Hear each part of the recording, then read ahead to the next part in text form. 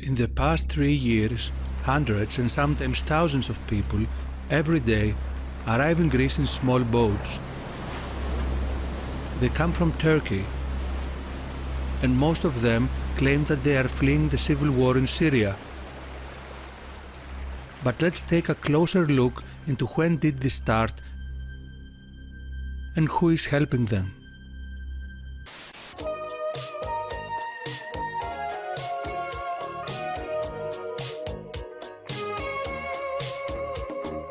The civil war in Syria started in 2011. Millions fled the country and sought asylum in neighboring countries, mainly in Lebanon, in Jordan and Turkey. Some tried to leave Turkey and get to Greece with small boats. The right-wing government of Greece had given unofficial orders to the Coast Guard to push back the boats coming from Turkey, and sometimes migrants were treated badly. As a result, most of the millions of Syrians that were in Turkey did not try to cross over to Greece. Because the journey was expensive and dangerous, but mainly because they already had found asylum in a peaceful country with the same culture, same climate and same religion. Until 2015, less than 100,000 people every year tried to reach Europe for asylum. Most of them were African Muslims, and they came into Europe through Spain or Italy. Back in 2013, 3,300 Jews left France and moved to Israel. Another 7,000 left in 2014, that's twice as many, and in 2015 Israel hoped the number to double again and reach 15,000. French Jews were leaving France because they were afraid, due to the rise of terrorist attacks and anti-Semitism, which mainly originates from French Muslims. The tipping point for Europe was on January 2015, when a new government was elected in Greece, a radical left socialist government that included many communists, Antifa sympathizers and social justice warriors that support open borders. The next day, the Greek Coast Guard received new orders, and I know that from first hand. The orders were to help the incoming boats to reach the Greek islands, and the Coast Guard had to obey to these orders. As soon as the cold winter was over, which prevented the trip for small boats, and the first boats for 2015 arrived, a surprise was waiting for them. The men of the Coast Guard were friendly now, and on the coast, members of NGOs were waiting for the migrants, providing them dry clothes, food, maps and instructions on how to reach the rich European countries like Germany, France, the United Kingdom and Sweden. The news traveled quickly to Turkey, and every day more boats arrived. Meanwhile, according to Bloomberg, Israel has a demographic problem, and European Jews could help address Israel's demographic challenges if they move to Israel. In September 2015, an Israeli NGO arrives in Lesbos Island in Greece. Their name is IsraAID.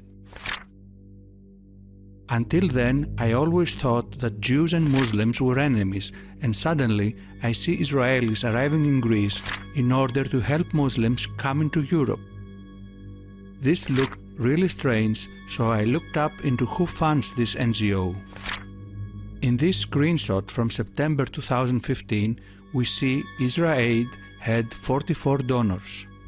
The vast majority of the donors are Jewish organizations, but one caught my eye. The State of Israel, Ministry of Foreign Affairs. Let's go briefly back to 2013, where we read that asylum problems make for an unwelcome new home, and the smugglers charge 2,000 per head. Here is another article from 2013 in which the smuggler promised he would take them there for 2,500 per head, so the price was between 2,000 and 2,500. Jump forward now to November 2015, after IsraAID is already 2 months in Greece, and the price dropped to half. According to this article, the trip usually cost a minimum of $1,000. So we can see now why the arrivals started to go up during 2015 and caused the so-called migrant crisis. Because the leftist government of Greece had opened the sea borders wide open and was inviting everyone in. Because NGOs like IsraAID were providing a welcoming hug with dry clothes, food and instructions, and that drove more people to come. And because more customers created competition between smugglers and lowered the prices in half.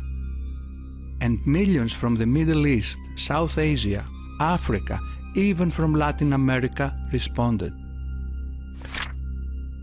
On January 2016, this video surfaced. And this is what triggered me back then to look deeper into the role of Israelis in the so-called refugee crisis in Europe. According to the Allgemeiner, an American Jewish newspaper, anti-Semitism rises in Europe as a result of the spread of radical Islam and the refugee and migrant crisis. And according to Breitbart, Jews continue to leave France for Israel in record numbers. Anti-Semitism and terrorism fear drive exodus.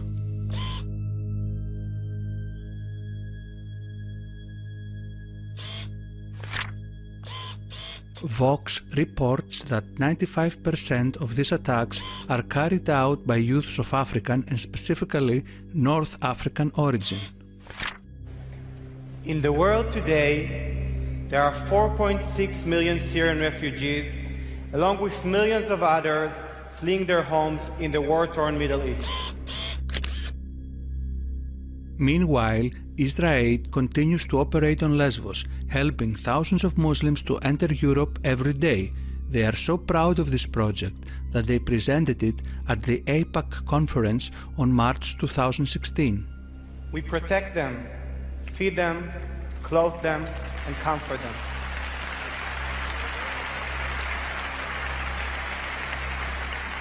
We are Israelis. As Israelis, we draw on our own history of tragedy and triumph to help the biggest wave of displaced persons in Europe since our grandparents searched the earth for refuge. AIPAC is the American Israel Public Affairs Committee, or, as they say, America's pro-Israel lobby. Sometimes, thousands of people arrive in just one day. At the end of 2016, the Jewish Agency for Immigrant Absorption announced that only 27,000 Jewish immigrants arrived in Israel in 2016, compared to the 31,000 who arrived in 2015. And Israel really wants to get as many as possible. Do you remember the Bloomberg article about Israel's demographic problem? So on January 2017, 1,500 rabbis signed a letter calling for more refugees in the US. And by refugees, they mean Muslims. 1 month later, on February 2017, they organized a Jewish rally for refugees in New York to protest Trump's so-called Muslim ban. A newspaper in Israel reports Jewish rally for refugees in New York invokes struggle of Holocaust survivor grandparents. Overlooking Ellis Island, thousands of Jews gathered to demand that Muslim refugees be let into the US.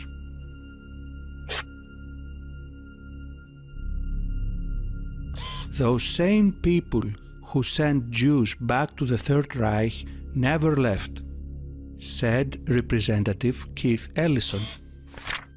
Isn't that the same Keith Ellison that is the deputy chair of the Democratic National Committee?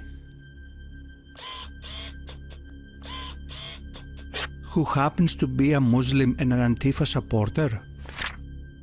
He recently tweeted to Donald Trump a selfie of him holding the Antifa handbook.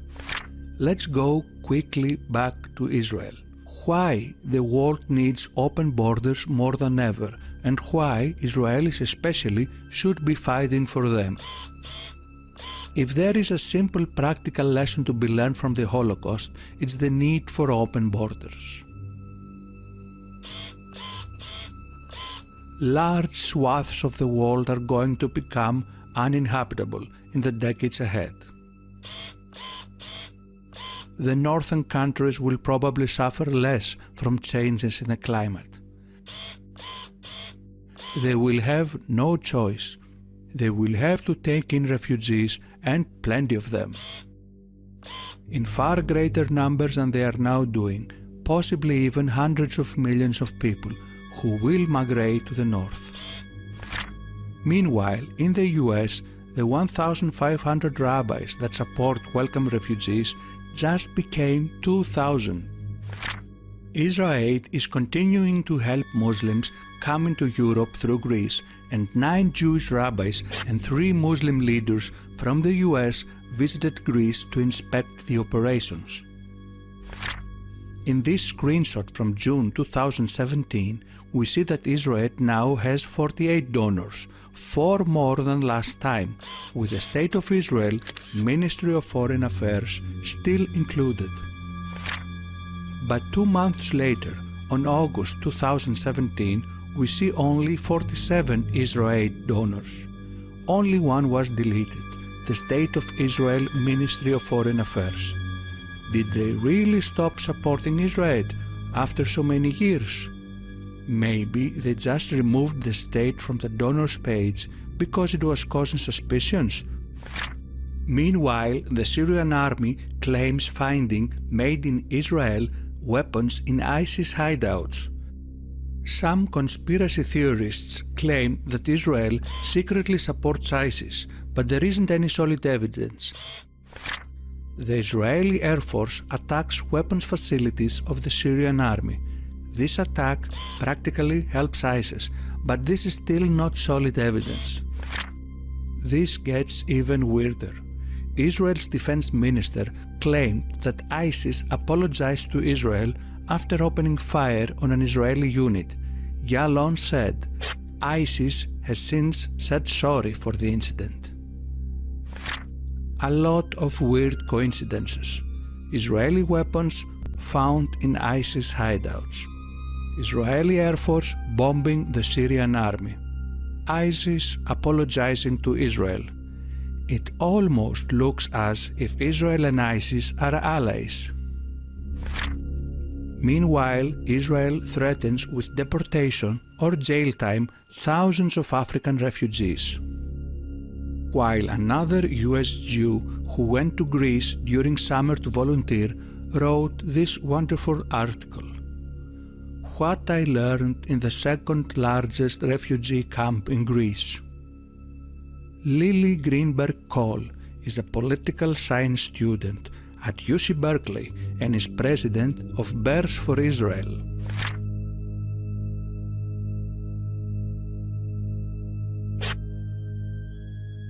In 2015, almost 8,000 Jews left France. In 2016, another 5,000 fled. And over the last decade, more than 40,000 have packed their bags.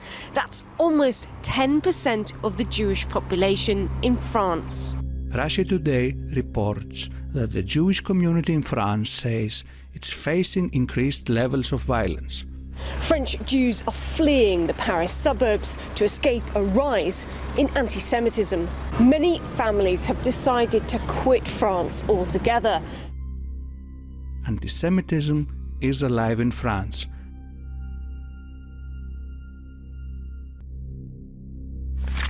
And we finish this report with this news from Israel. Israel will pay $9,000 to any civilian willing to help deport asylum seekers by force.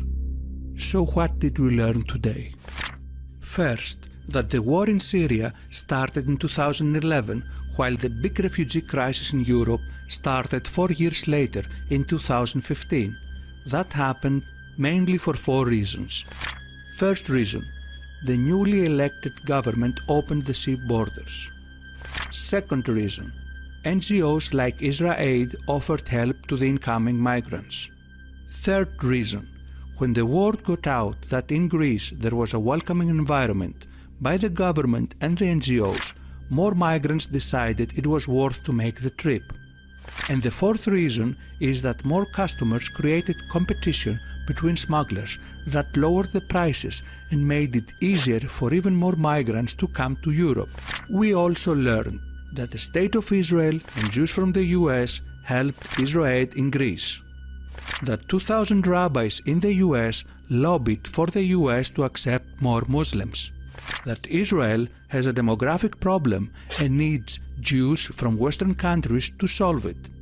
That as the number of Muslims in Europe rises, anti-Semitism also rises and pressures European Jews to move to Israel, and this helps to solve the Israeli demographic problem. And while Israel helps Muslims reach Europe, and while rabbis lobby for bringing more Muslims in the US, African refugees are deported from Israel. It is obvious that the Israeli government and plenty of rabbis and Jewish organizations share part of the responsibility for the recent wave of Islamization of Western countries, and Jews in the West are victims of these actions too. This video is in no way against Jews. It is exposing facts about the role of Israel and of some Jewish organizations that work against the interests of Jews who live in Western countries. Thank you for watching. I hope you enjoyed it. If you found this information useful, then please share it with your friends, give the video a thumbs up and leave a comment. I am 100% funded by my viewers, either by PayPal or Patreon.